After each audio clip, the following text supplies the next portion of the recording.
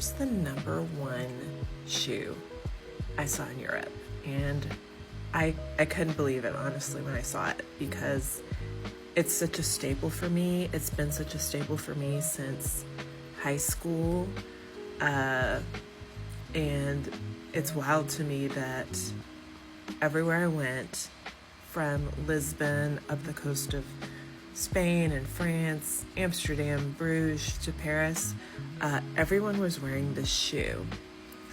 And here's why I'm going to recommend that you not pack it, even though I own 3 pairs of this style of shoe. And the shoe is the Arizona Birkenstock. Like, it was everywhere. And it wasn't just tourists, it was the locals as well. And the runner-up was the Boston Clog, which is surprising to me. But it was, I'm here to report the news. Everyone was wearing the Arizona Birkenstock. I have worn Arizona Birkenstocks since high school, which was a long time ago for me. Like, we're talking 1990 something. But here's why I'm not going to recommend that you pack it.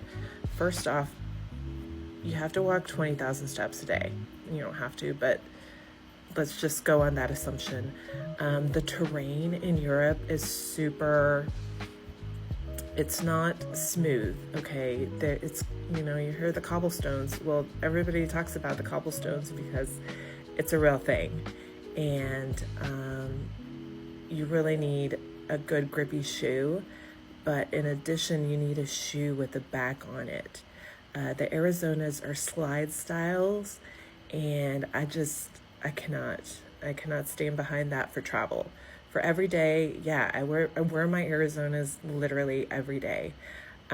They're super comfortable, but I will say for me, they're like, if I had to rate them, I'm gonna say they're like an 8K shoe, 8,000 step a day shoe. After a while, my feet do start to rub on the bottom of them, and so it gets a little raw, but that's me personally. And that's the thing with shoes. Once you start getting into it, like, what works for me may not work for you.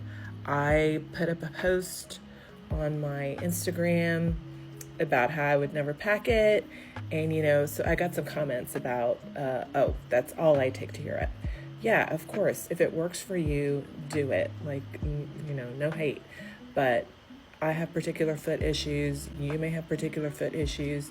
You could be lucky enough that you could be getting around Europe in your Havaianas, or however you say that, because I did see a lot of those too. The rubber Brazilian flip-flops.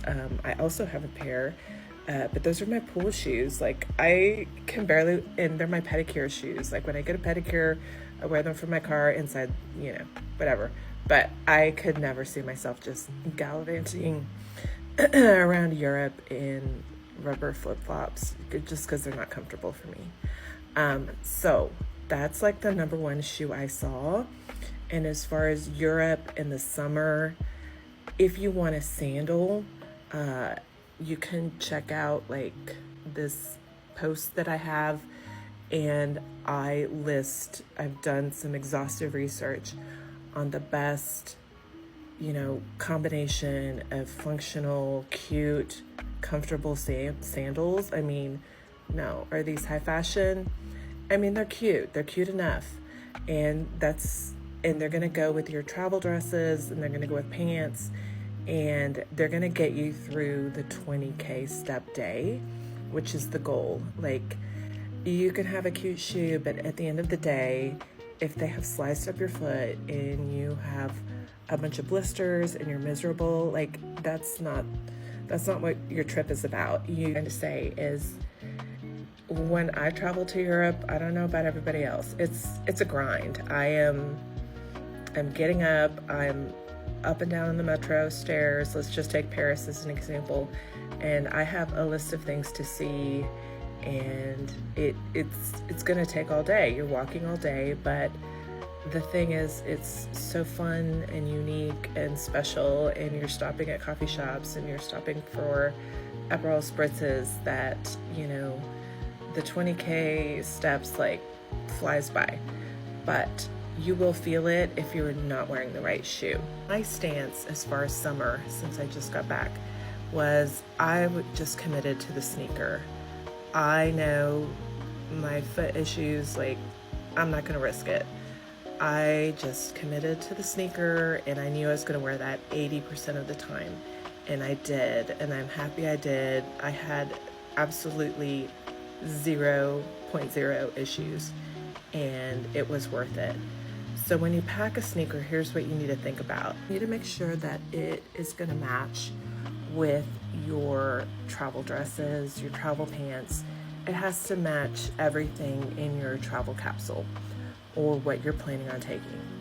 And we'll get into travel capsule planning in a future video, but the first key in pulling this off, it needs to feel comfortable, and you need to have a style that specifically matches or complements your clothing.